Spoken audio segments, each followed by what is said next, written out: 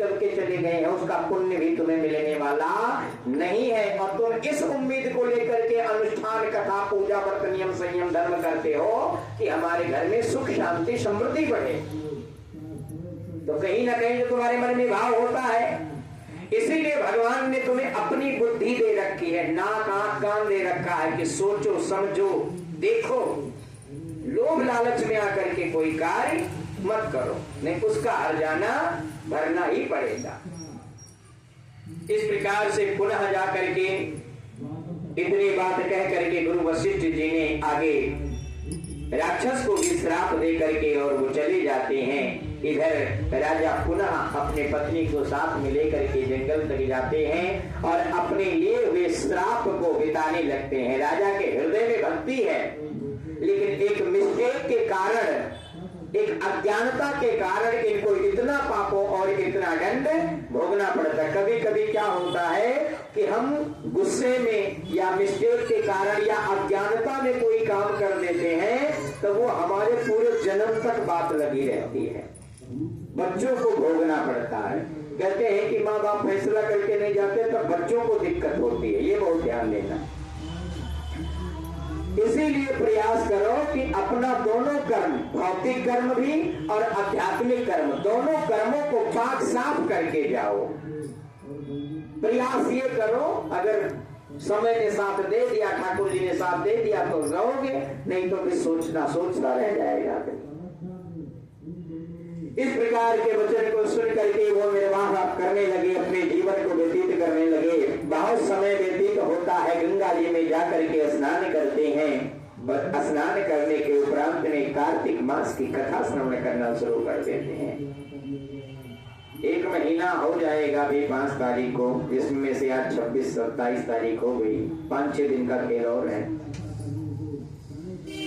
1 महीना अपने जाने अनजाने में, मैं कहता हूँ कुछ भी नहीं किया हो तो 4 बजे स्नान करने का सबसे बड़ा पुण्य आपको यही मिला। और इससे पहले भी 4 बजे स्नान करते थे? नहीं, 5-6 बजे सो के उठते थे। ये बहुत ध्यान देना। आपने किन नियमों का पालन किए, किन नियमों का पालन नहीं किए, हमें नहीं पता है, क्योंकि नियम तो पहले दिन बहुत बताए गए थे। किन नियमों का पालन नहीं कर पाए, कोई बात नहीं, लेकिन लिखा है कि तुलसी मेरे राम को रीझ भजो या कीजे, भूमि परे जामे सभी उल्टा सीधा बीज। जितना भी किया, जैसे भी किया, वो लगेगा जरूर। अब वो तो आपको पता होगा कि आप कितने मेहनत से, कितनी ईमानदारी से, कितने नियम से, कितने धर्म से कार्य कर रहे हो, और जितना आप ईमानदारी से कर रहे हो उसी प्रकार का फल भी आपको मिलेगा। तो कर्म भी आप कर रहे हो और फल भी आप ही को मिलेगा। ईमानदारी दिखाना, बेईमानी दिखाना भी आप ही को है, इसमें दूसरा कोई भागीदार आपका नहीं होगा। बोल गोविंद भगवान की।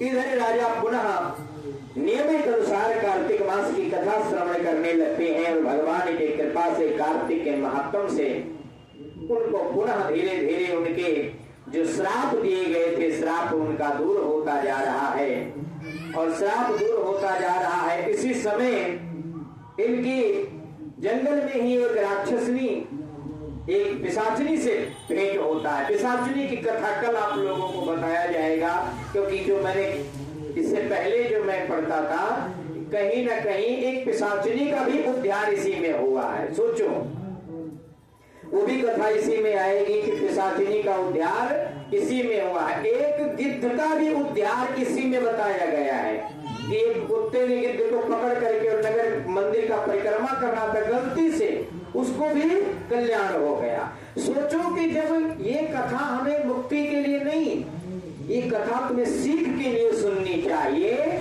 कि जब जानवर का कल्याण हो सकता है, अनजाने में करने में कल्याण हो सकता है, तो हम तो जीते जागते हैं, जानते समझते हैं, और फिर भी हम यदि नहीं कर पाए तो फिर हमारे क्या मतलब हुआ जीवन का।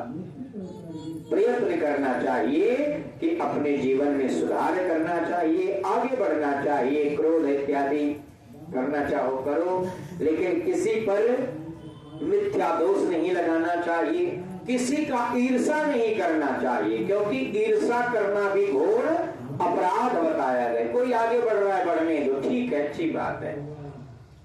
इस प्रकार से कल आप लोगों को और कथा सुनाया जाएगा। पिशाचिनी और राक्षस देह वाले राजा का मुलाकात होता है, पुनः दोनों का कल्याण कैसे होगा ये कल बताया जाएगा। बोल कार्तिक महात्म की